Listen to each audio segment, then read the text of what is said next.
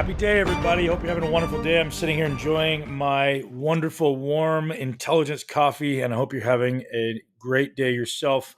Today's podcast is going to dive deep into performance psychology, how we can really start to understand how to get the most out of our mind, and start to create a context or a blueprint, if you will, to start to really allow our brain to work with us rather than against us. Today's guest, Bhrett McCabe, is a psychologist from the University of Alabama.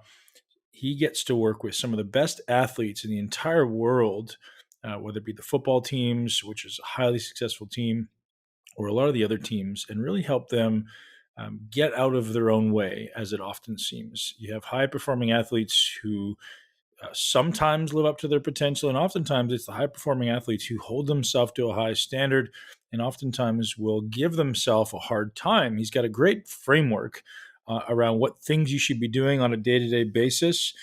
He's also given us a really interesting perspective as to the school that he's created for people out there like you and me who ultimately want to help other people. So his school, called the Catalyst School, focuses on teaching you his methodology on getting the most out of yourself, getting the most out of your clients. I think you guys are going to love this conversation. Brett's got some very unique views, some very powerful views, and he's a very articulate, bright human being. I'm so grateful to have had the time to sit down with Brett.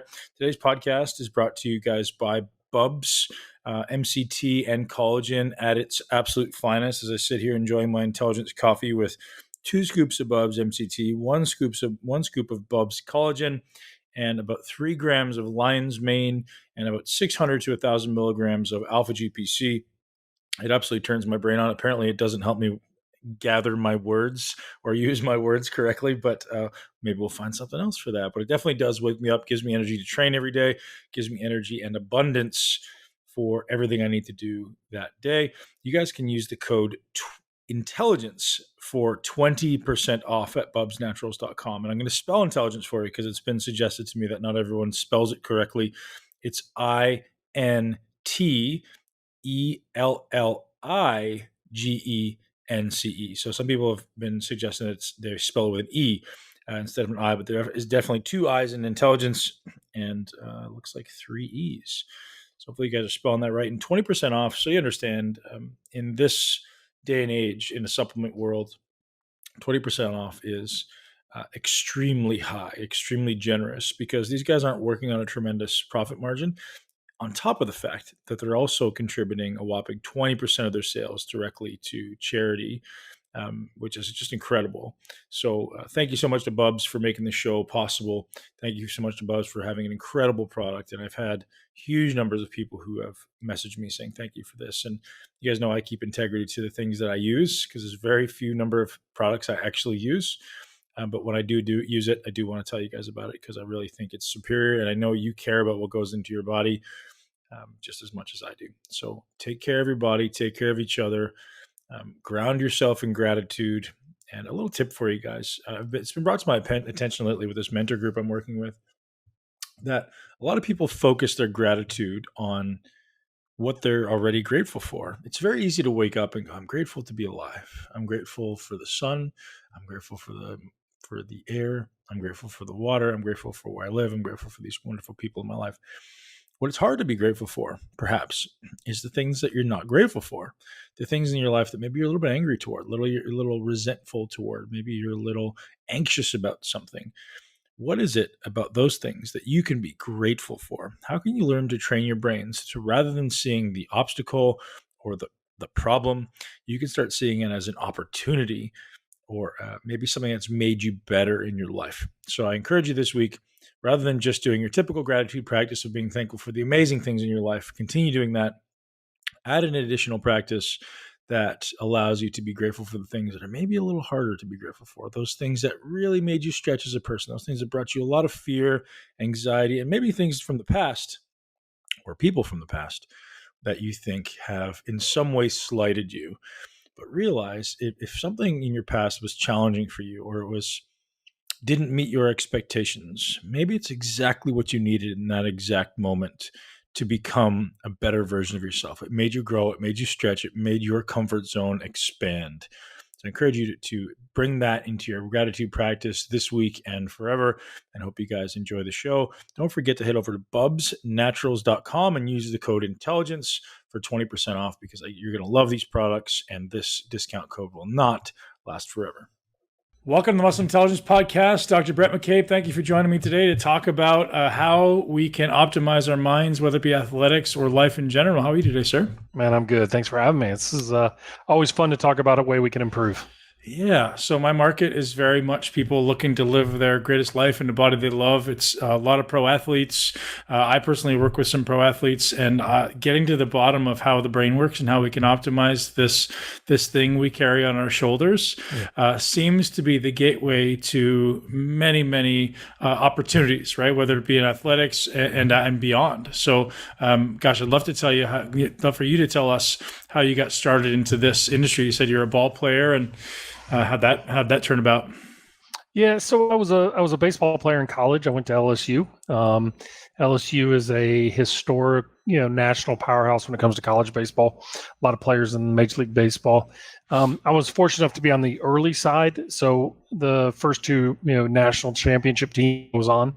Oh, wow. 5 that happened in 10 years. So it was this dynasty period. It was what you've seen across a lot of, great sporting dynamics of a lot of really good formulas together. But I was always on the outside. I was a late bloomer. I was a kid who grew really, really late. I had an opportunity to go to LSU. Coach gave me that opportunity. If I paid my dues, spent my time, was very, very patient. But as a 17-year-old, when I went to college, who grew my 17th year. I mean, I didn't grow before then. I'm 6'5", and I was probably 6 foot tall into my senior year in high school. So I kind of grew late and matured very late. So I went to LSU and kind of sat on the bench for a couple of years.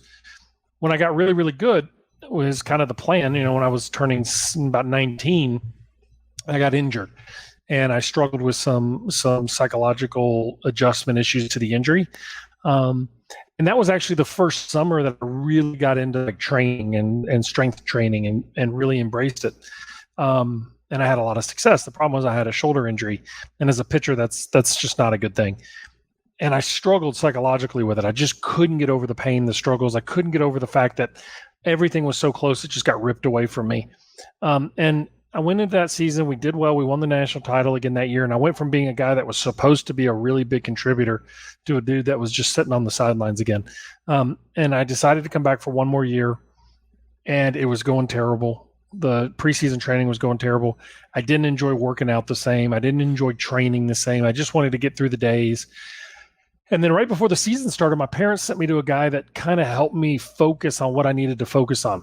And one of the problems was I usually did everything right, but I just didn't have success. And that's exhausting. You see other guys who are screwing off or not paying attention, and there they are having great success. And for me, I'm doing I'm not having any success, and I'm doing everything right. And this guy taught me the power of the mind and what I could do. And I focused on some of the things that I could do, and I put some processes in place, changed my entire mindset because of some struggles I'd had. Instead of trying to be preventative and trying to just make sure that nothing bad happened, I had to put my butt on the line. I had to put my neck on the line. And it was essentially at that moment when I said, look, this is what I'm doing. And I can deal with the failure. I've been creating failure my entire career. So everything that I was fearing, I was already doing. So why would I fear it anymore, right? Why would I continue to have that problem? And so what happened was I went through the process, and I got into the mindset of taking care of my business and got all or nothing, really. Like, I am going to go out there and dominate. And despite the fact that I didn't have some of the best skills, I actually did dominate for 2 years in college. And then decided after that, I was like, look, this mental stuff is pretty damn strong. And I got my PhD in clinical psychology. So I'm a clinician. I'm licensed as a clinician. I did my internship up in Rhode Island at Brown Medical School, which it's affiliated with our PhD program. And then I worked in the corporate setting for about 8 years doing research, development, education while I was building an understanding of what makes people tick. And then I just started working with pro athletes and college athletes and anybody who wanted to find the edge. And so that's kind of how I got into what I do. And I love it. It's a great responsibility. I wish it was more tangible. I wish we could look at somebody and say, can you lift this weight to know you're mentally tough? But we have to get into people's thoughts, feelings, doubts, insecurities to understand them. So awesome. There's so much to unpack there. So, what are some of the common roadblocks you run into with the athletes you're dealing with? I mean, the list is probably extensive, but I'm curious if there's a couple that come to mind that maybe you're working with now. Like, yeah, you could just run with that. Well, I mean, number one is everybody has self-doubt. Everybody has insecurity. Okay. Everybody has negative thoughts, right? This fact that people are bulletproof mindsets and that they're just flawless and perfect. No, anytime we go to a level of uncertainty or discomfort, our mind gets flooded with negative thoughts. It gets flooded with fear. It gets flooded with uncertainty because the mind can't handle uncertainty. It has to have predictability. But the problem is we actually live in a world of chaos, and the competitive environment or the living environment that we live in, nothing is known. I mean, my God, 2020 should be the greatest example of that ever. Who would have ever thought we would have had a pandemic that shuts down our world economy, right? And so, when you look at the uncertainty of competition or training or sales meeting or anything that we're going into, the mind is not going to go, God, you're just freaking awesome. I ever told you how great you are. It tells you, don't screw this up. Right. Well, the reason is that negative thought, that fear, that stress, normally we can resolve it. We can go, no, I'm ready, I'm prepared, and I have a plan and a purpose. The mind can't stop there, though. So then it goes, well, did you prepare for that? And then it locks in on that, and that becomes the worry and the stress that we have. So everybody struggles with that. Okay. What we perceive of other, though, when we see other people, we see them walking around confident and like they got it together. They may be confident about one thing, or we may be projecting what we actually are insecure about onto their image and go, oh, see how confident they are? They don't have a thought bubble over their head. We don't have any clue. They may just be standing up to the fight. They just may be standing in the storm, right? So I think that's one of the biggest issues. The other thing that people don't have is people are really impatient, okay? If success isn't happening fast enough, we abandon because it's scary. And the motivation that starts us is never the motivation that finishes us. Okay, so the motivation to get started on a training program is never the motivation 3 weeks in when you wake up in the morning, you're like, I'm not doing that. Okay, you don't remember what started it. You got to remember what creates it every day. So we have to boil things down into building blocks and momentum builders. And, it's just kind of like if you go to Busch Gardens, right, or Disney World, and you go on there's two types of roller coasters. There's the old roller coasters that have to climb. Then they use that momentum until they have to climb again. But new roller coasters today, there's a magnet every 15 yards or 50 yards that just continues to propel you. We have to really think like that. So what are the small motivators? Well, let's focus on the small steps. And sometimes literally, and there's a great book by James Clear called Atomic Habits. It's a very common, big fan. Yep. I wrote a book 10 years ago called The 1% Principle. 1%'s have been around a long time, but I read his book. I'm like, oh, damn, if I had just published it. It was a lot of the same consistencies. Right. It's nothing new. And that's what makes James such a brilliant writer, is that it's nothing new. It's the fact that he packaged it in a much better program than I could ever do. But the fact is, right, if you don't wake up in the morning and put on your gym clothes, you ain't working out. If you don't pack your gym clothes, you're not working out. If you don't pack your lunch, you're not eating healthy. Well, if you don't show up to practice with a plan, if you don't show up to the gym with a plan, you're not going to do a hard workout. You're just simply not. And people have to understand that the little blocks that we build our confidence and our success is what builds long-term belief in ourselves, not the big moments that all of a sudden the gates open, the angels sing, and we rock on. That crap doesn't exist. Right. It's the little things that we go, how do you find happiness? When you have it and you're like, I don't know. But if I just be happy, we romanticize a mountain on a castle on the hill, and that's our identity. We never really get that, because we get it, we go, this doesn't make me happy. Right. That's the same as success. Yeah. We look around and go, crap, I'm somewhat successful, but I want that new house on the hill. Yeah. That's what we do. So incredible, man. There's so much to unpack there. So looking at uncertainty, I'd love to have you kind of walk us through what does it look like to start overcoming this stuff, right? So without a shadow of a doubt, we're all doubting it. And some people, like you say, have that ability to almost turn that off, like the lack of hesitation. I feel the uncertainty, but I do it anyways. And then you have some people who are paralyzed by it. Yeah. And I think the paralysis, being paralyzed and being stressed is part of what we have to go through, right? I mean, I think it's, I think the stress that we have in the heat of the moment is not so much the fact that we got paralyzed. What we have to look at is stress, anxiety, uncertainty, pressure. Those are all factors that we must be willing to understand. Okay, we must be willing to see the benefit that those give us, because stress, pressure, uncertainty are giving us something new. They're giving us insight. They're giving us an insight into new opportunities. Mm-hmm. Okay, and we have to study that. We have to value that. We have to appreciate that, and we have to also, and more importantly, trust that what we're doing is prepared for the uncertainty. See, we want certainty and predictability so much, but we don't grow under predictability because we never have to stretch. But if we can use the experience, it's not all or nothing, fail or lose, or win or succeed. There's gray area in everything that we do. And so when we struggle, we have to go back and say, what did I miss? What did I struggle with there? What did I not gain there? What can I do to be better there? Next time I'm in that situation, what can I do to learn better? Then we apply and we go to the next one. I mean, we got to lick our wounds and move on. So do you think it's a necessary, I'm guessing you've created some type of process, or is it often a dynamic process? Because it sounds like reflection's a big piece of the puzzle, but I don't think it's inherently natural for someone to want to step back and kind of reflect. I mean, I think some high-level athletes are their own worst critic. They're certainly reflecting on everything they do, but I think the average person, and correct me if I'm wrong, probably doesn't spend a lot of time reflecting. No, I think there's 5 things that people should do every single day. Okay. And I don't, by the way, working with clients, I don't have a process because everybody's psychological fingerprint is different. So I'm going to use ideas and thoughts and concepts and get to understand who you are or the team or the organization. Then I'm going to build a model around some of the fundamental principles. It's kind of like using a spice rack, right. Chili pepper ain't for everything. Okay. All right. So there's 5 things that people should do every day, and they should do the administrative tasks first. Okay. Administrative tasks are the things that are from here to the next 3 weeks. Those are the things that we need to do every single day. Those are the things like, hey, I got to pay the bills. Oh, I got to call the electric company. Those are the hassles. But if we get them out of our way, we're okay. But the problem with administrative tasks is we don't like to do them, so we push them off because we like to be pie in the sky thinkers. We want to brainstorm. We want to play that game. When that game, unfortunately, the problem with that game is our administrative tasks build up on us, and then we're driving in the road and we go, oh my God, I forgot to do that. Okay?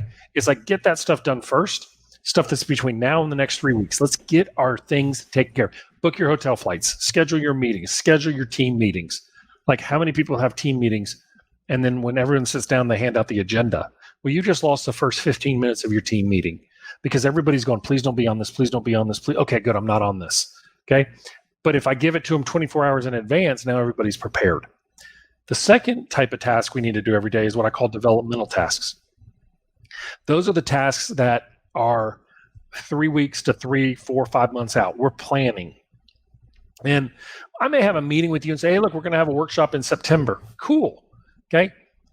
October. Great. We're still developing it. We're still coming to ideas. And there may be administrative tasks that I have to do today, but you and I are brainstorming and thinking of some ideas. And if you're a business owner, if you're an athlete, yes, I want you thinking about the future. Yes, I want you planning for it. I want you living today, but planning for tomorrow. The third kind is we got to train. Every day we should be training in some way. We should be training in our skills. We should be training in our wisdom and our knowledge base, reading, watching videos, studying. Don't just watch things that align to our thought process. Put yourself out there and read and learn and grow from other areas. Number 4, we should practice and train execution. I mean, you need to be in the heat of the moment doing the things that you need to be doing. If you're in the heat of the moment and it's the first time you've done it is in that heat of the moment, it's not the time to do it. Right. You need to train execution. You need to train being in that moment, okay? And then finally, and this is your question about reflection and journaling, is you need to have a review time, okay? Review is where you sit down and go, okay, what were the things that went well together? What's the plan I need for tomorrow? What's the stuff I got to go through? We judge our reactions and our responses so much, but when we lack review processes, what happens is we allow emotion to guide our decision-making and our impressions. And I don't know about you, but my emotions are not always up in the up and up. tired, I'm worn out. And if I don't have things written down, what's guiding my overall impression? What's guiding it is my most recent emotion. God, I never have a good day. Really? Last week you had an amazing week. Last week you had amazing gains in the gym, or you had amazing gains in your training. But today you got your butt kicked because we've raised the stakes and you feel bad about yourself. So now you're judging because it's not fast enough, when in truth, you're progressing at such a rate that's incredible. And so taking the time, 15 minutes is all it takes. That's 1% of your day. Take the time and sit down and journal your, these are some of the things that I did. These are some, and having that accurate time, one, to disconnect from the trauma and the drama of the day, because most of us are firemen and women during the day. We're just trying to survive till tomorrow. Okay, which this will help you realize, hey, let's put bookends on this. When I go home now, I'm home. All right, I may have 2 or 3 things I need to do, but I don't have that nagging administrative task that I forgot to call the power company again. Okay, I got it done and I'm more organized in my thought. The mind will always go to drama and trauma, always. And it's why when we're sitting at the beach by ourselves, thoughts, will pop in our head. But if we're under pressure, thoughts push more and more. So let's lower the pressure by getting more organized in our thought. And journaling and being reflective and understanding ourselves allows it to go on paper. And I think that helps. Absolutely. How does the process differ for you from an amateur athlete, a college athlete, to a pro athlete? Because I feel like those, I could be wrong, but feel like they're 2 completely different animals. Actually, it doesn't change much at all. Where we compete is the type of competitor we call ourselves. If we play basketball, we're a basketball player. If we play golf, we're a golfer. If we're a sales leader, we're a sales leader, right? If we're in sales, we're a sales leader. But I had a conversation with James Andrews a couple of years ago. James Andrews is the orthopedic surgeon based in Birmingham, world-renowned orthopedic. Went to LSU like I did, just much older than I am. And so an affinity there. But, I asked him, I said, how do you manage everything? And he gave me his rules of living, and they were brilliant. Like, never badmouth another practitioner, never instill hope, instill understanding. People can derive hope on their own. And the other one was, he said, study the best, get immersed in the best to be able to treat the average person. Okay. And the reason for that is the best are they may be better at 5 or 10%, but they're not superstars in everything in their life. I love my professional athletes to death. Okay. The ones I work with, but just because they do amazing things on a field doesn't mean they're amazing dads or tax accountants. Okay. They're really good at those things. Now they may have more access to people. The best are willing to use those connections and learn from other people they're around. So they may say, one of my guys may say, oh, look, I've got one of my dear friends is a Fortune 100 CEO. So we'll get together and we'll talk. Well, that's a very impressive library to be around, right? To be able to sit and ask questions of somebody who's made boardroom decisions that influence investors all over the world. Okay. That's pretty cool. Sit and talk to them about how they manage pressure. The same way I like to talk to buddies of mine who are, out there and competing in a way of, in the military, or they're competing in sales organizations, or, whatever they're competing at, the skills are very similar.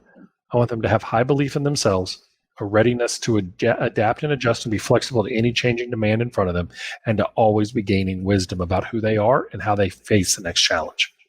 So looking back at your experience as an athlete who struggled, what advice did that sports psychologist give you back then, other than just effectively to, you got to get out there and kind of burn the boats and give it your all? I'm sure there was many levels. I'd like to kind of compare and contrast that, compare it against what you would say to someone in the same boat now. He used a lot of visualization and relaxation, which was very powerful. And I actually don't do a whole lot of that now. It's like almost hypnosis. It was a little bit. It was a little bit about mental rehearsals and going through the processes. And that was what I needed back then. That was the core of his work was relaxation and visualization. And I needed that. I needed to go through the mental scripts. I don't do that as much because there's so many resources online that are so awesome now. I mean, Headspace and stuff like that, and Calm, and and visualization scripts that are out there. I usually encourage people to do it on their own. I think what I needed back then was I needed to not be an if-then player. If I do this, then I can do that. Okay, and if-then players are very common in the game, in the people that I see in today's world. We all live if-then, right? Well, if I feel safe, then I can do this. If I do that, then I can do this. If people like me, if my boss gives me positive feedback, then I can do that. If I can see success on this lift, then I can do that. Okay. Why do we need that evidence? Why do we need that validation? What is the story that we tell ourselves that we actually need that? We don't need it. It helps a little bit, sure, but we don't really need it.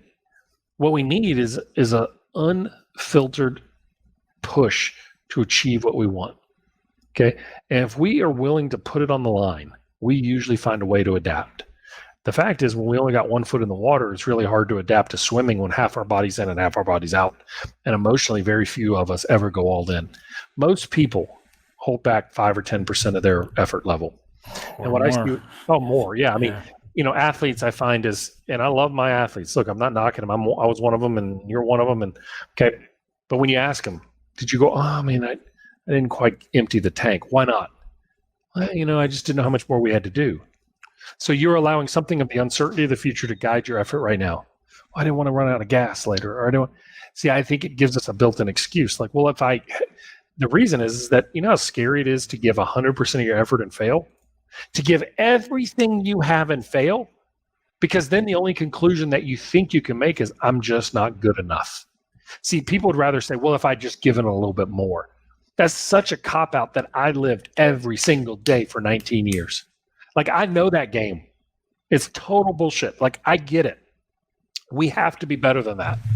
And the fact is that we are truly, truly great. Brene Brown, one of the best in our field, the researcher and social worker and doctorate level social worker out of University of Houston, says it perfect. We've got to dare to be great, right? The vulnerability is the key to our success, because only when we have no other options, we burn our boats, do we actually find a way to live where we are. But our mind never allows us to go all in.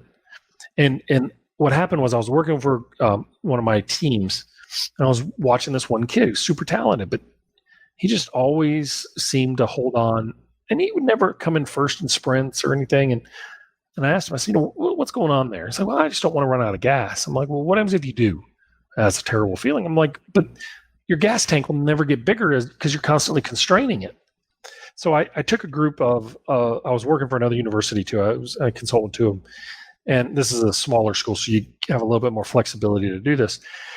And so I took the kids out, and we went with the strength coach. And I said, look, because we were in a meeting with the coaches, and the coaches said, our kids just don't seem to have anything left in the tank. I mean, like, we're doing the conditioning, but they're just not getting stronger. It's like, okay.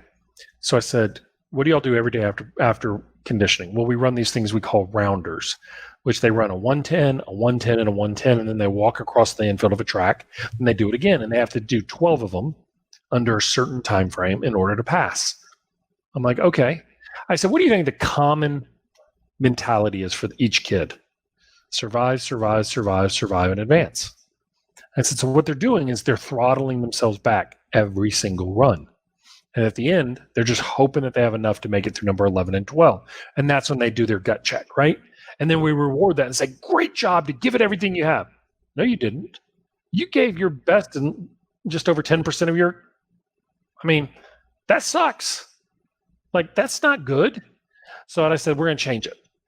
I said, we're going to let them personally choose how many each one runs. The only caveat is, 2 caveats. 1, they have to give 100% of every run they give. And number 2, when they say they're out, there's no criticism of that kid. If that kid goes, Coach, I got nothing else, then go in the center field and cheer on everyone else. But I know what's going to happen. The true competitor is going to sit in that center field and have regret. Be like, damn it, I think I had a little bit left. First kid quits at 3. 3. Kid had been running 12. He quit at 3. The next kid puked at 4. These kids have been doing this for 4 months. They should have been in better shape than that. The average kid quit around 8. And then there was a core group of kids that were like, ain't quitting. Enough to pry me off this track. We pulled them together afterwards, and it showed exactly what we all believed. The kids that couldn't win the inner battle were quitting on themselves, and the ones that were mental warriors refused. Okay, and so the strength coach, who I love, he's now at a Big Ten school, and he said, "Guys, what was the level of strength of the challenge of that workout?" Kid raised his hand. That was the hardest workout I've ever done. He said, "You only ran 7 rounders." He said, "Yeah, but for the first time, I gave everything I had." And his next question is, when are we doing it again? See, we all have to be willing to fail, to sit there and go, I know I was worth more than that. Like when I work out and train, I got to kind of know I can do it before I really give all my effort. I wish I wasn't that guy. If I get on the Peloton and I'm doing a run, I'm doing a hard push, I always walk back and say, I could have probably given more back in that 10-minute mark. Okay. But if I go back and do the workout again, I could crush it. I wish I didn't do that, but that's just my natural. I want to know certainty before I give. My wife, now she's a little different when it comes to training. She'll walk out into the darkness and not have any idea. Very few of us are like that. Most of us want to know what's inside that darkness before we turn on the light. So much brilliance to that. I mean, unpacking that and the application in really everything, every sport out there that exists is massive. And one thing that I deal with in my sports with my athletes is trying to balance the internal and the external motivations. And it sounds like you've just found a way there to hack, accumulating internal motivation, finding that little bit of regret, as you say. I mean, like, I know I can do better. And that's where that pilot light seems to almost get lit. Any advice then on someone who's maybe shifted to having more of an external motivation and looking to come back? External motivations are real, right? I mean, I think that there's 3 major factors and drives that we all have beyond the basic needs, right? We all have to have a need for accomplishment. We all have to have a need for social acceptance. And we all have to have a need for stability. Okay? Those are all internal and external. Okay? They're both there. I want to feel internally accomplished, but I like it when I hang championship jerseys on the wall. Okay. I like it when a client does really well and I make more money. That feels good. Okay. I also like the thank you call, but enough thank yous don't get me anywhere. It doesn't pay our bills, right? I don't mean to sound bad. Oh. Okay. So we all have internal and external motivators. Where we get in trouble is when the external motivators short circuit our internal belief systems because we can never validate them. So where we short circuit is this validation need, because nothing in the external world will ever give you the validation to be happy and to stop. It just won't. What 1 championship? Let's win 2. 1 million? Let's get 5. Never met a content millionaire ever. Right. Never have enough money. Okay. And so the external motivators are real. We also want social acceptance. Okay. Now, there's a biological reason for that, and there's a book by Richard Wright called "The Why Buddhism Is True," which is just an absolute brilliant. Got it on my shelf right there. Yeah, it's absolutely brilliant because he looks at it from an evolutionary psychology stance as why social acceptance is so important. So when people tell my athletes, "Don't worry about what others think," I'm like, "You guys are full of just such crap. Stop that," because everybody worries what other people think. Why do we dress the way we dress? There are very few people who are so out of tune with social connection. Okay. I don't know if they're happier. I don't know if they're not, but every single one of us is trying to do something for some social acceptance. The problem is when we lose that, or we lose our validation. I want our internal validation to be, I saw a challenge, I reached for it, I struggled, I overcame it, boom, feels good. And there's the dopamine rush we get and the feeling of a success that we have in our brain. Okay, fine. Now what?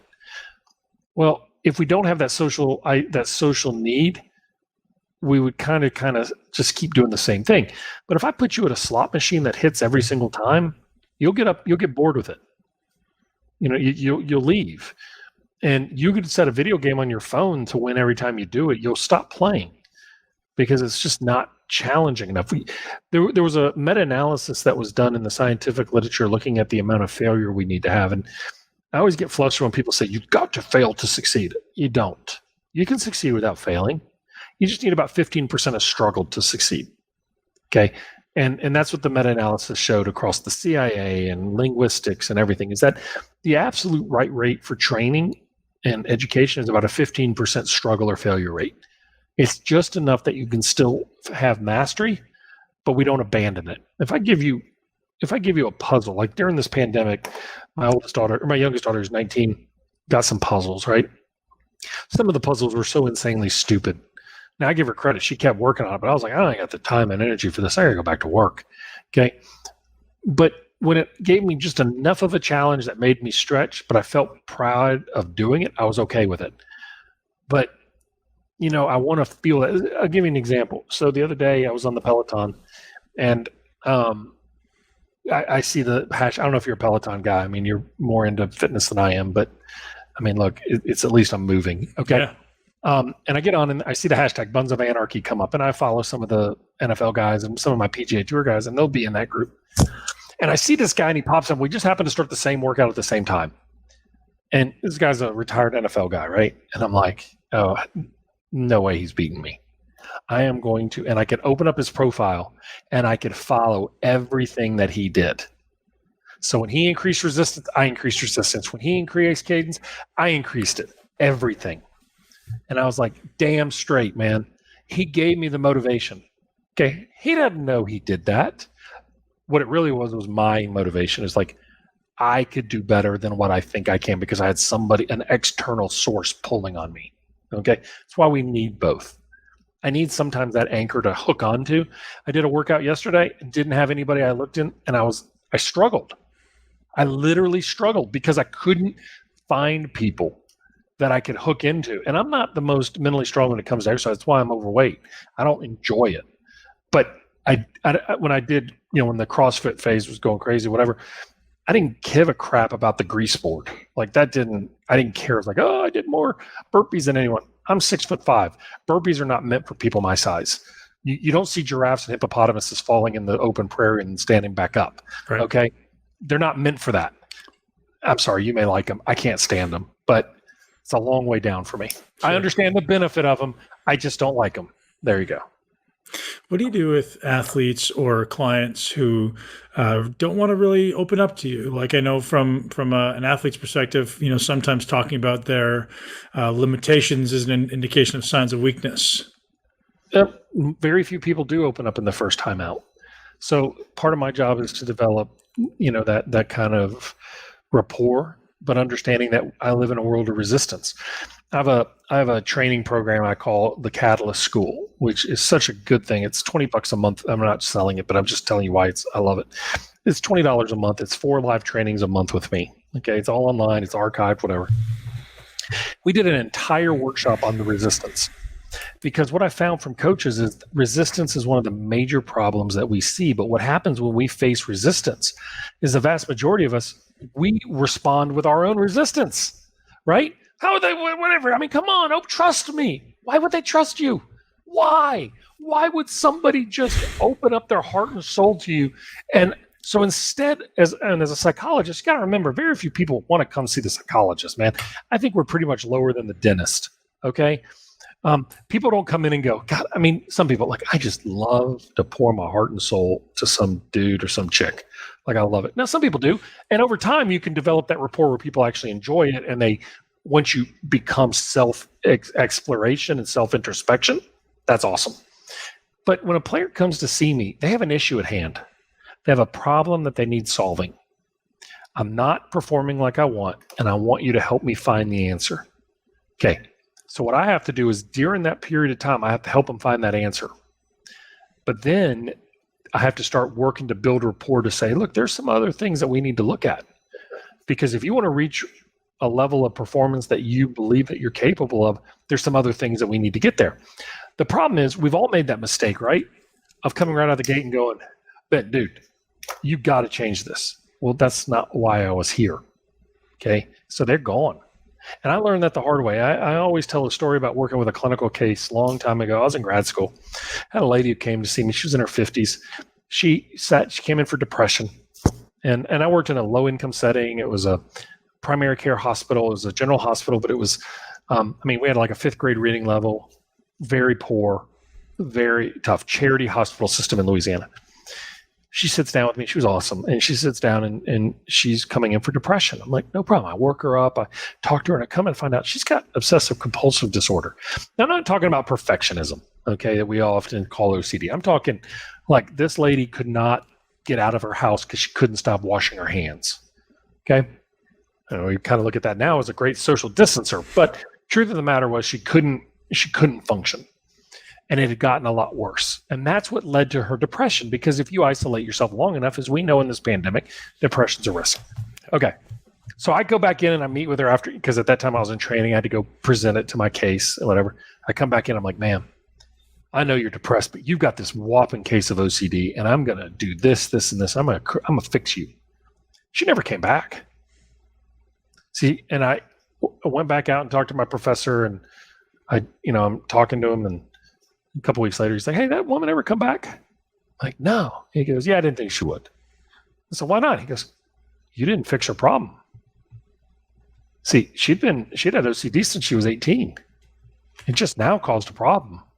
She needs you to focus on the problem, not the underlying issue. If you want to get to the underlying issue, you got to build some trust with her out and fix that problem.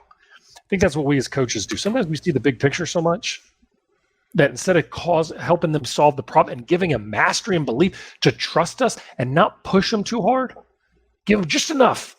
Okay. And then start building that rapport. And then, because a lot of times what happens is I'll get a call from their other coaches and go, did you know about this? They were just telling me. I'm like, why would they tell me that? Well, you're the psychologist. They should. I'm like, they're so cool and comfortable with you. When I show up, it's like, oh, shrink's here. Shrink's here. So I try to de-escalate that very quickly and go to dinner a lot with my players, and we'll have beer and wine with them. And just they realize that when I take off my shrink hat, I'm off. Just like if I'm going to go with you, you're a hell of a lot more fit than I am. I don't want you to judge what I'm eating. If I want the cheese sticks, I'm getting the cheese sticks. Okay. But the fact is that when I'm there, like I want them to earn that trust with me and go, but it's so funny. I had a situation this past week. I have a player I've worked with for a long time. It's had a lot of success, and he's struggling, and his caddy calls me and he's just pissed, man. The caddy's pissed. He's pissed. And I said, what's going on? Nothing. I said, no, what's really going on? Like, what's the real thing that's you're hating right now? God, he just started talking. And it was like, you could tell he wanted to, but he was scared to go there because he didn't want to be. He's been playing great ever since. And it was just almost like the fact that he just had to have a bust of he just had to break that seal a little bit. And, we have to build that trust with them. We have to give them that opportunity to wade in the water a little bit and to know that they're not going to drown, and we're not going to judge them.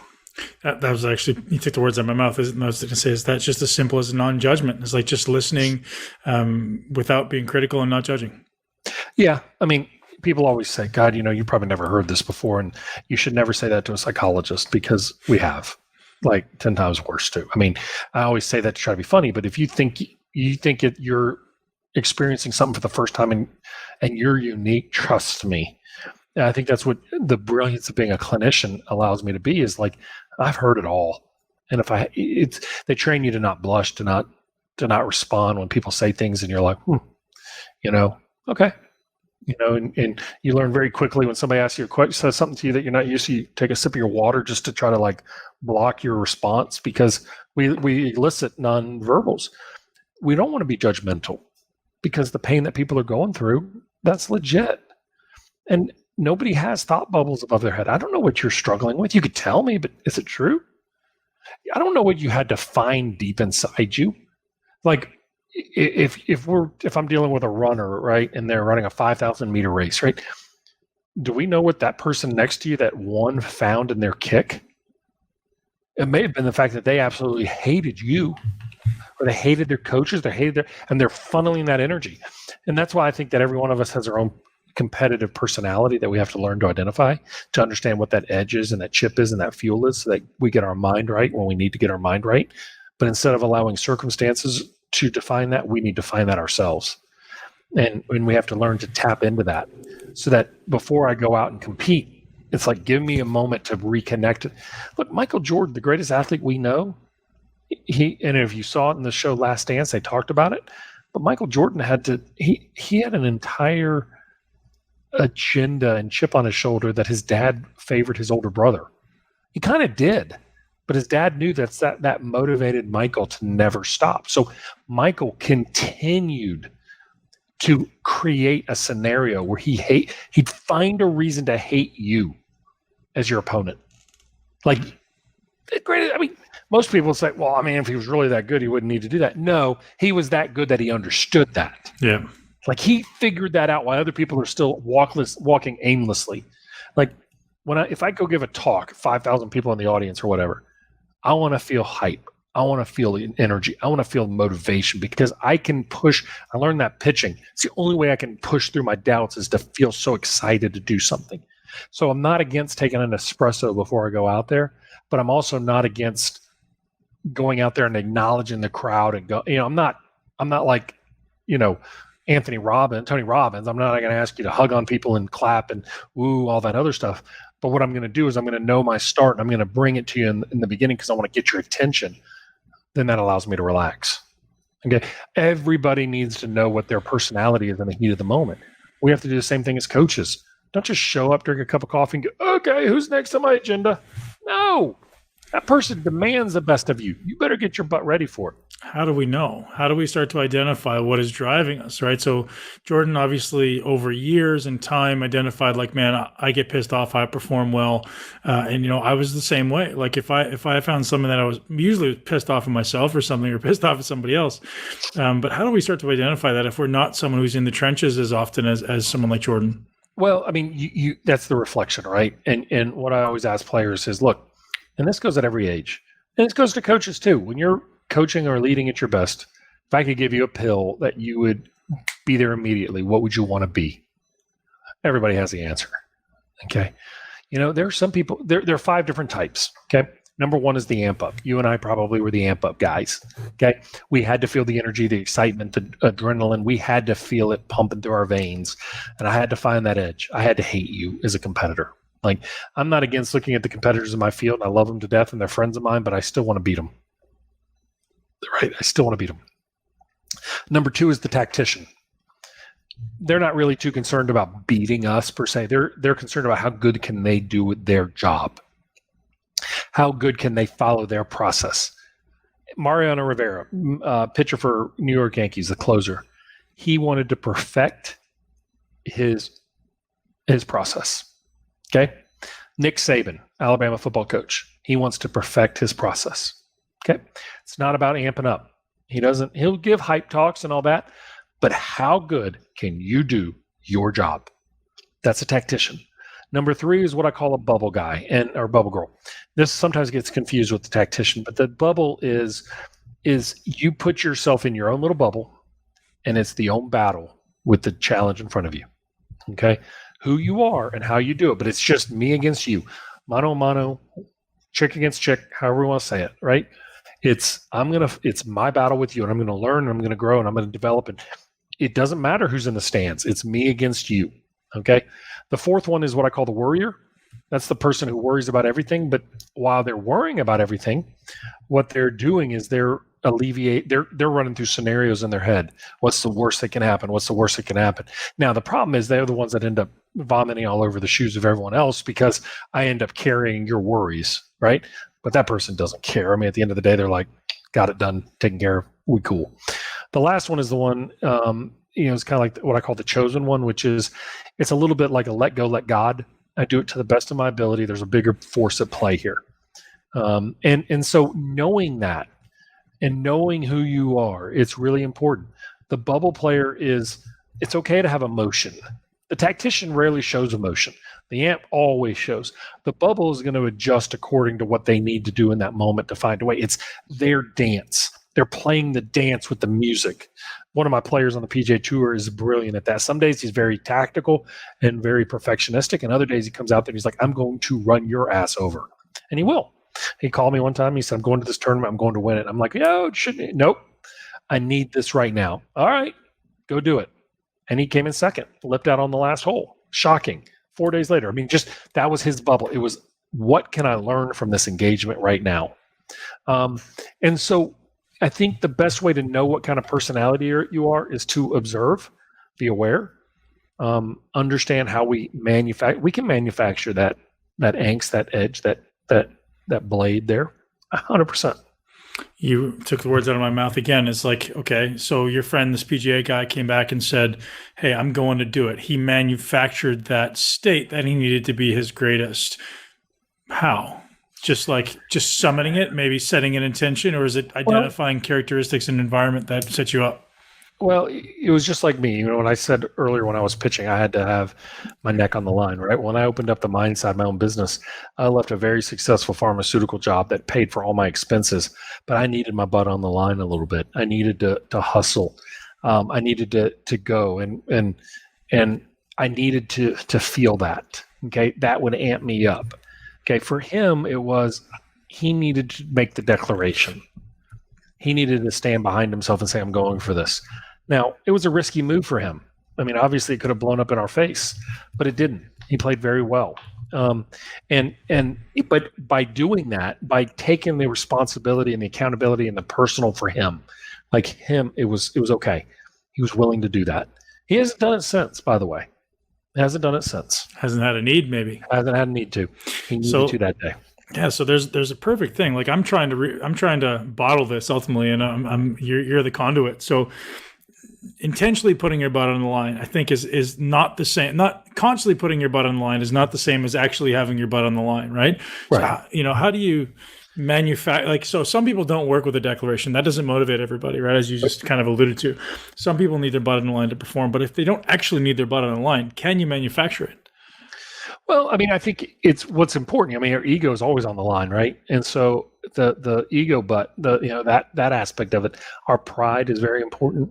Mm-hmm. Okay. So if I look at my wife when she's exercising, she doesn't need somebody to yell and scream at her. Like I can remember working out with her when we were doing CrossFit 10 years ago, and people were like, "Come on!" She's like, "Okay, back away. Shut up. Don't need that. Shut up. Yeah.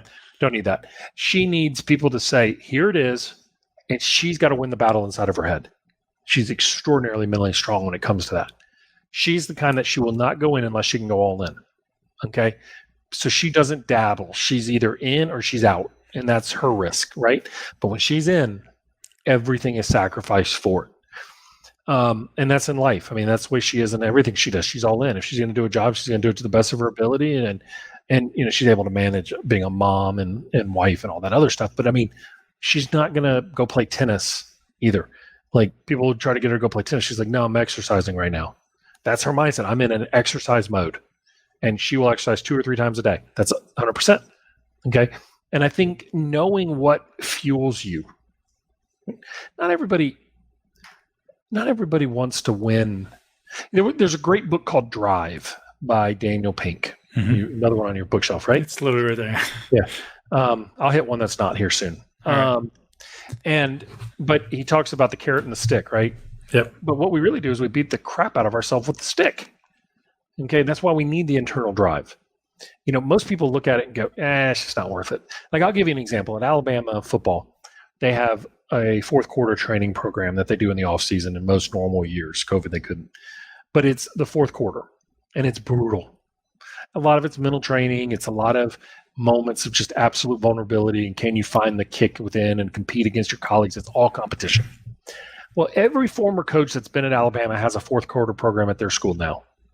So we're sitting at a conference last year, and I'm sitting with a bunch of trainers. I was giving a talk on injury, and the trainers were there, and the trainer that I work with at Alabama, we're all sitting there, and they all come back, and they're like, we do that fourth quarter program at XYZ. It just doesn't seem to work as good.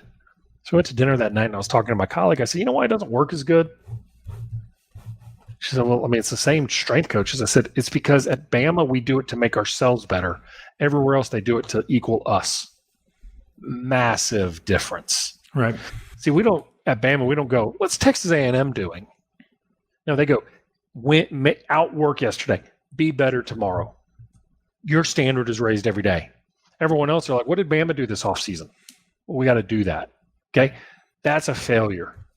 I would automatically tell them, don't name it the fourth quarter program. Name it something else. Name it your special thing. Make it special.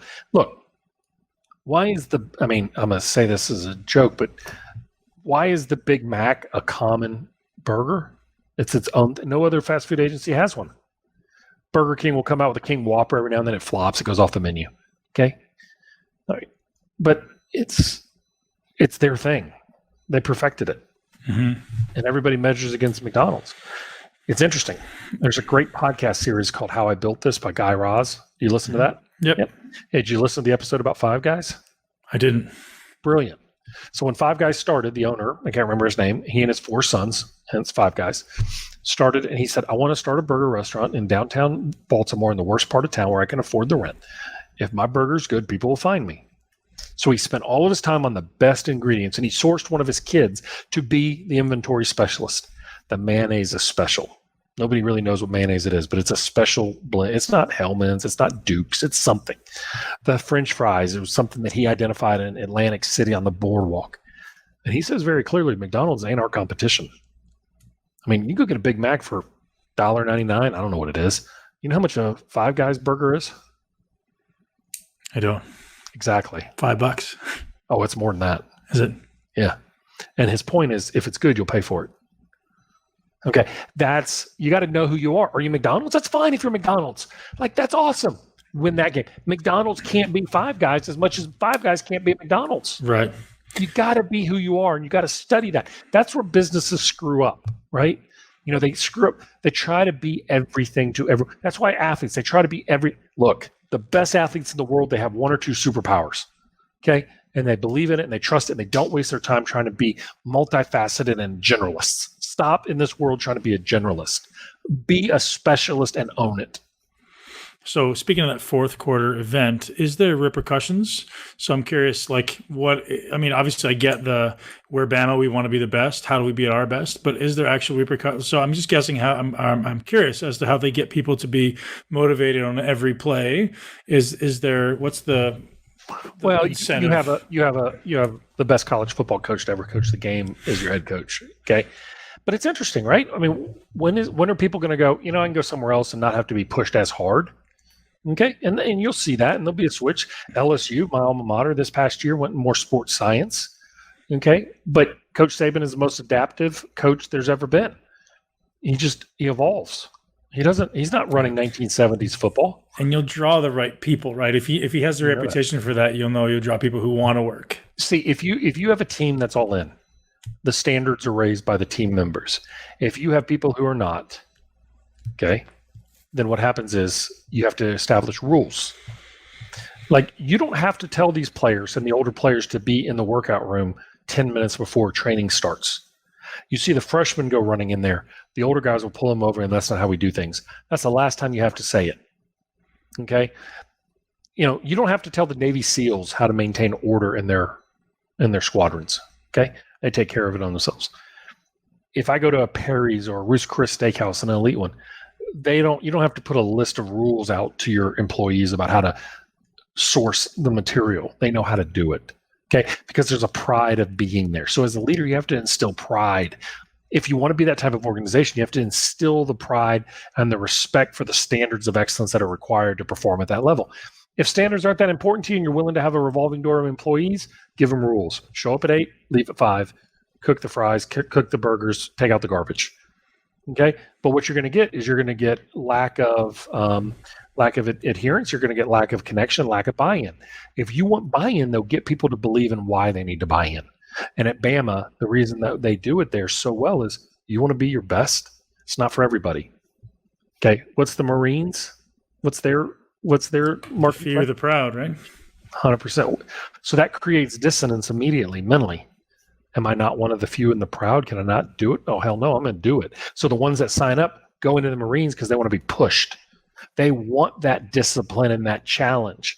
Most people run from it, not those that are giving it giving it that I want to be on the top of that mountain.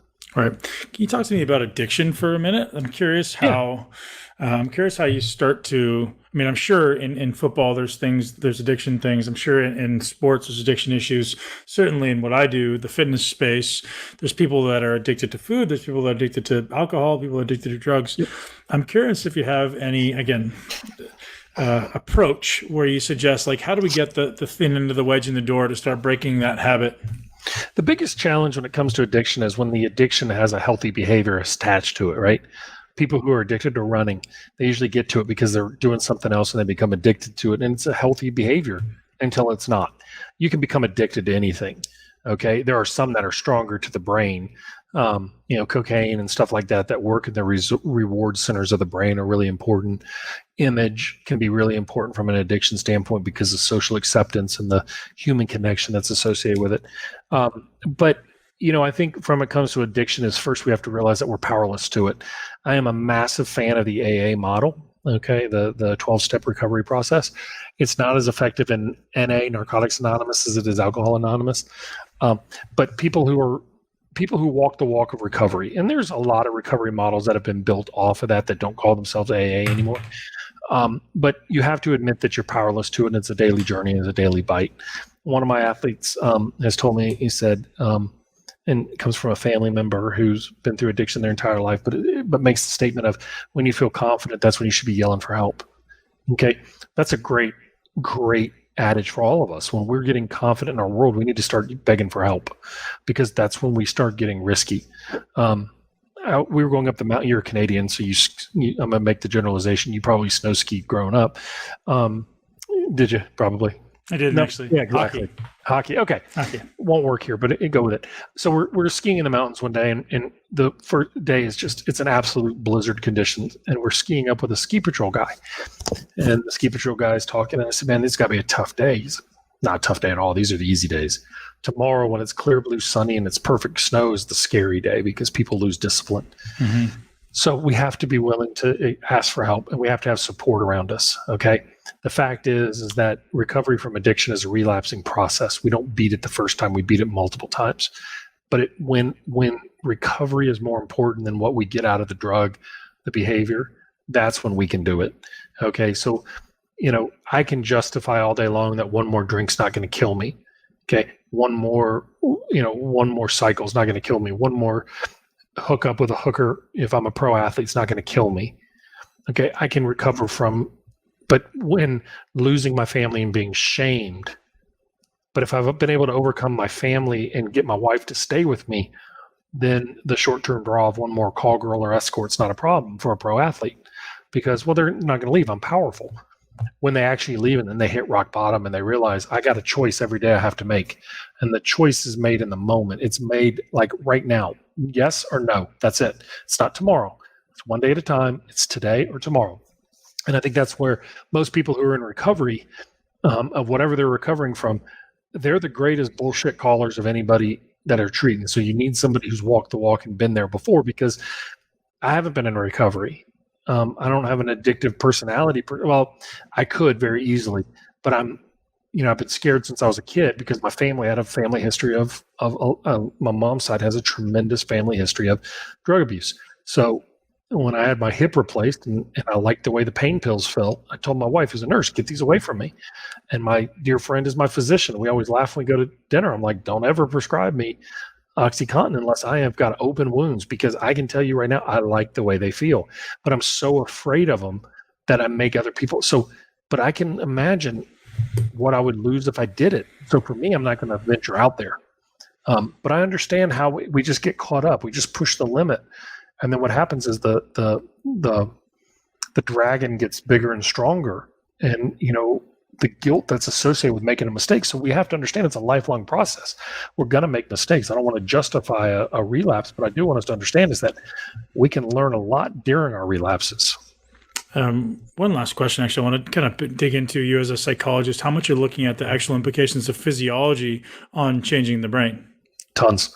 So I'm in my specialty was a aspect called behavioral medicine, which is the interplay between the physiology and the psychology. It's how medical conditions and psychological conditions interact.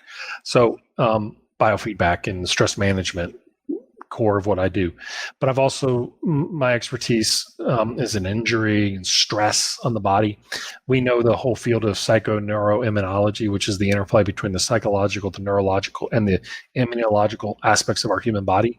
When we're stressed, we're more asked to get sick. Our bodies can't fight. We have more killer cells going through our body that are looking for problems. I'm not going to say that being a low stress environment prevents cancer. I'm not saying that, but what I am saying is that when we're under stress, we're more apt for viruses. We're more apt. Our immune system is decreased. And I think that if I knock on wood, if I was ever in one of those situations where I had a very low chance of survival from a cancer, I would be trying every Western or Eastern philosophy, whatever part of the world we're comparing, I'd be trying a lot of alternative stuff because I do believe that there's some power. I mean, I don't think limes are going to cure tumors, but don't tell me I wouldn't be right, because I've heard those things. But I do believe that stress management and being clear, I want to treat my body like a temple. Right now, my temple's just kind of wide and thick, but I do want to treat it that way, and I want to maintain what goes into it and believe in what's there. And I think we have to see it as that. Any books you suggest for anyone interested in this? Maybe one of the first ones that come to mind is maybe having the greatest impact on you. I think John Kabat-Zinn's books are phenomenal. Full Catastrophe Living is absolutely fantastic. It's about mindfulness. He's a psychologist that works for Harvard, which at the time he was writing the books was shocking that people would, Harvard was into mindfulness. But he worked in the medical setting, and so he worked with people on having an alternative. So anything from John Kabat-Zinn is just fantastic. I think start there. Jack Canfield stuff is really good too. But I think the main thing is what we want to know is how do we got to understand that stress runs like the engines in our car, right? If the RPM is always up over in the 8 and in the red, it's going to break down eventually. And we're constantly carrying a heavy load, our shocks and our struts and all the other facts that are going to break down too. We got to do general maintenance on us. There are times we don't have to be stress free. We can run through high periods of stress, but prolonged nature of minor stresses that build up to mimic major stressors will wear us down. Like, I can break down this wall behind me by just running a drip of water every day. If I put a whole bunch of little drips of water, now I've got a major problem. As much as a flood, it's going to work out the erosion and erode the floorboard just as much as anything else. So we have to look at all those, and we have to have a time and figure out, are we running in the red? And when we get away, if we're using drugs, alcohol, sex, things like that, we're really not recovering. We're replacing. But if we can find a way to reconnect to ourselves, even 15 minutes a day, 20 minutes a day, just to be present with ourselves and be aware of our thoughts and feelings without judgment, we can create a better, more flexible mindset. So good. So tell me about the Catalyst School. Yeah. So a couple months ago, we were talking about coaches being leaders. Okay, anybody who is responsible for the success of another being. We started talking. It's like, who really supports coaches? Nobody, right? Coaches are unbelievably stressed, have more burdens and responsibilities than I've ever had before. It doesn't matter if you're a pro coach, college coach, high school coach, or a private skill coach, strength and conditioning, nutritional coach. It doesn't matter, right? We're all, or business leader. I'm managing 10 people in my office, whatever. And so what we did is we put together this thing and said, wait, let's stop are they a coach? No, they're catalysts. They're responsible for being the spark to lead other people to their own greatness, right? So let's give them a platform where they can come in on weekly calls. And it's not recorded. It's recorded for future use, but it's not. It is each week I get on the call and we do a Zoom or whatever go to meeting, and there'll be anywhere between 10 and 100 people on the call. Okay, and I will answer questions and talk and think, and we will dive in. Okay, and it's based on different theories of what it means to be a catalyst. The number one core of being a catalyst is the connection to human people. Okay, if you are connected to people, you can suck a little bit on the technique, but people know you care, okay? Yeah. Number two, you got to know how to assess the people you work with. You don't treat everybody with the same approach, okay? You got to know. The T, because I spell things out, T is you got to know how to develop talent. The other A is you got to have accountability as yourself. Do you take care of yourself? The L is what kind of legacy do you want to leave? The Y is do you have your philosophy written down on how to train and lead and grow people? The S is you got to provide people a secure environment to be their spark. And the T is you got to take them to chaos.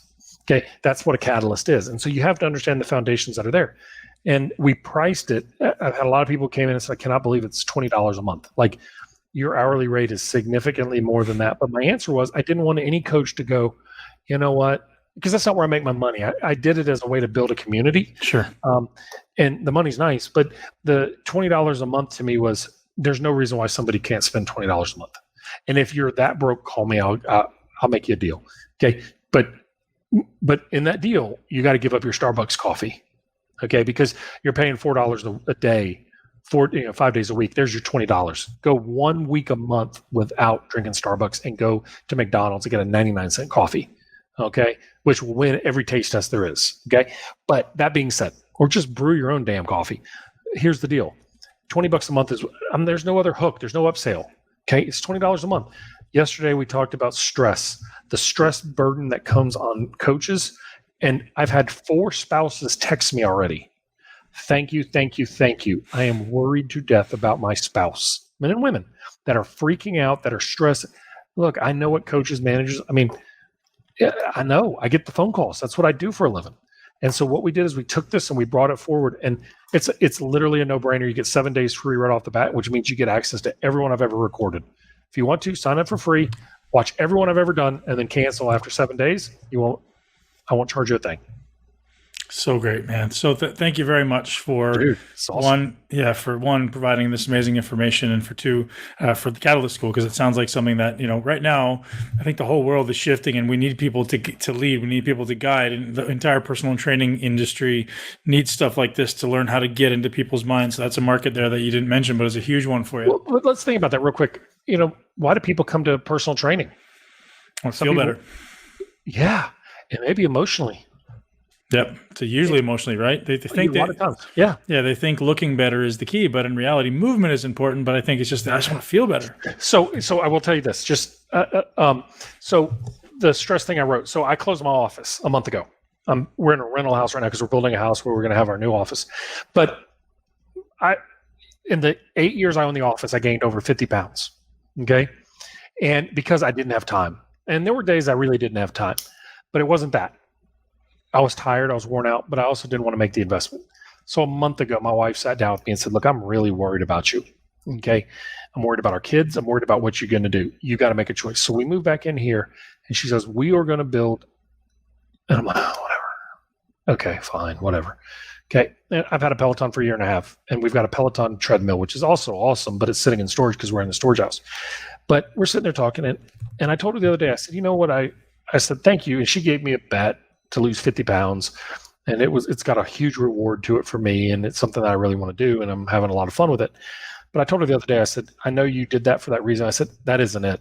I said, the pride I feel when I do it every day, that I actually can't wait to do it again because I'm breaking my own barriers.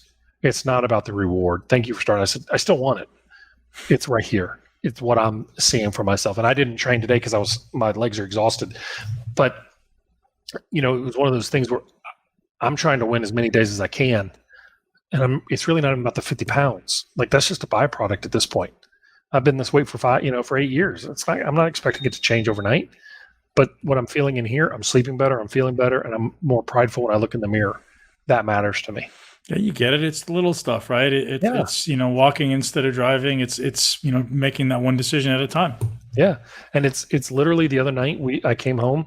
It was a Saturday night. I played golf that morning. Had a couple drinks. So I played golf. Hung out here, watched a couple shows, and we had a dinner reservation at 6:30. And at 6 o'clock, at 5:45, I got up to go to the bathroom. And I put on my workout shorts, and I was like, I am going to get a workout in before we go to dinner. And I got on. I had 15 minutes to do a workout, to take a shower, and be in the car. And I can shower in like 5 minutes because I used to shower with 35 guys after practice every day. You showered fast, right?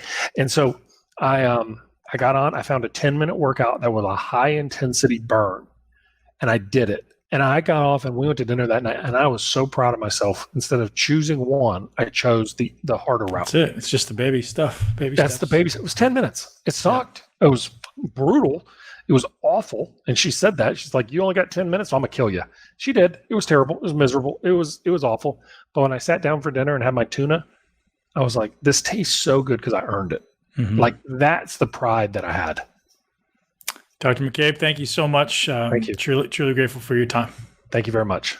That's a wrap for today, ladies and gents. Thank you so much for tuning into the Muscle Intelligence Podcast. We do not take your time and attention for granted. We're so grateful that you're here. My conversation with Bhrett today was absolutely outstanding, and I hope you enjoyed it. If you're someone who's interested in this type of stuff, I highly suggest you check out Brett's Catalyst School. He's also got his own podcast called The Secrets to Winning. His sports psychology company is called Mindside, MINDSIDE, Mindside. And I know he would enjoy if you guys reach out to him and maybe ask him some questions, or maybe consume some of his podcasts, because he's doing a great job and he's got so much passion for what he does. But he's an absolute wealth of information. So thank you all for listening to the podcast. And one more shout out to our sponsor, Bubs, for making the show possible. Guys, I hope you take everything you learn every day and apply it to your life, and realize that reading the book is not the goal, right? It's the application. So show that you've learned something and apply it to your life. And application into your life can sometimes be the hardest part, right? A lot of us read books, a lot of us listen to podcasts, and we're always aspiring to be our greatest self. Yet applying it to life is the test. Life is the test. Are you actually learning? Are you actually improving? And I think the greatest awareness to have is that in that moment, in any moment, in this moment, you have the opportunity to choose what you do, what you think, and ultimately how you perceive anything. And I hope you empower yourself with that realization that everything in your life right now is your choice. It's your creation, and we can change it for the better every single day, including our body, including our mind, including our financial situations. We can step up and take control if you're willing to accept complete ownership over your body, over your mind, over your life, over your relationships. You are the creator, and we can change it. You are not a victim to anything. You are not a victim to anyone. Take control right now, and let's step up together and live our greatest life. Thank you guys all very much for being here. This is the Muscle Intelligence Podcast. Don't forget to subscribe to the podcast if you're not already subscribed on iTunes, and leave us a review, because we think you're awesome and we want to know that you think we're awesome. Have a great day, guys. Thank you so much for tuning into Muscle Intelligence. If you enjoyed today's episode, please be sure to share it with at least one person you know. Make sure you're subscribed so you never miss an episode.